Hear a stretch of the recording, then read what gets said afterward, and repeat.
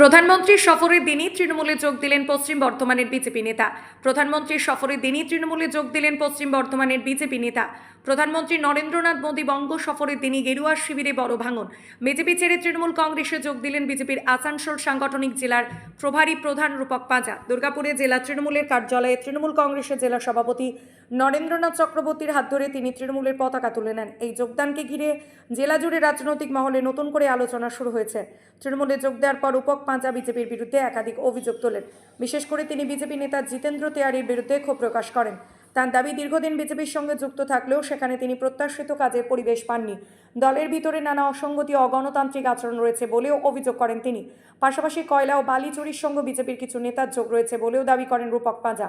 রূপক পাঁজা বলেন, রাজ্যের মুখ্যমন্ত্রী মমতা ব্যানার্জির নেতৃত্বে পশ্চিমবঙ্গের উন্নয়ন যেভাবে এগিয়ে চলেছে তা তাকে অনুপ্রাণিত করেছে। রাজ্যের বিভিন্ন প্রান্তে একের পর এক উন্নয়নমূলক প্রকল্প, সাধারণ মানুষের জন্য বিভিন্ন কল্যাণমূলক কর্মসূচি নেওয়া হচ্ছে। সেই কারণে তিনি তৃণমূল কংগ্রেসে যোগ দেওয়ার সিদ্ধান্ত নিয়েছেন বলে জানান।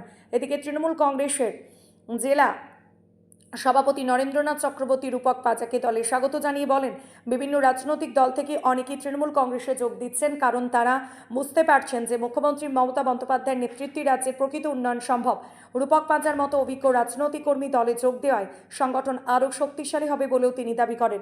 সব মিলিয়ে বিধানসভা নির্বাচনের আগে পশ্চিম বর্ধমান বিজেপির ভাঙন যে অব্যাহত রয়েছে তা নিয়ে রাজনৈতিক মহলে জোর আলোচনা শুরু হয়েছে।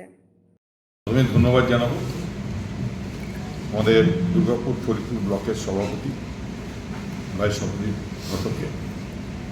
মঞ্চের দুর্গাপুর ফরিদপুর ব্লকের প্রায় সমস্ত নেতৃত্ব এখানে উপস্থিত আছেন। আমরা আজকে অত্যন্ত আনন্দিত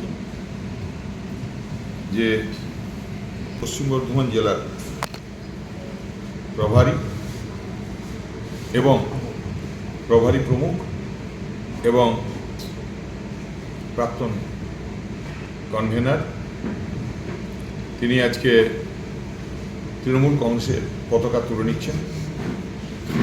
রূপক পাঁজা, রূপককে তৃণমূল কংগ্রেসের স্বাগত জানাই। আপনারা দেখলেন যে আমাদের ব্লক সভাপতির নেতৃত্বে গোটা দুর্গাপুর ফরিদপুর ব্লক পরিবার তারা রূপককে স্বাগত জানায় এবং আমরাও জেলার পক্ষ থেকে তাকে ধন্যবাদ এবং কৃতজ্ঞতা জানাই।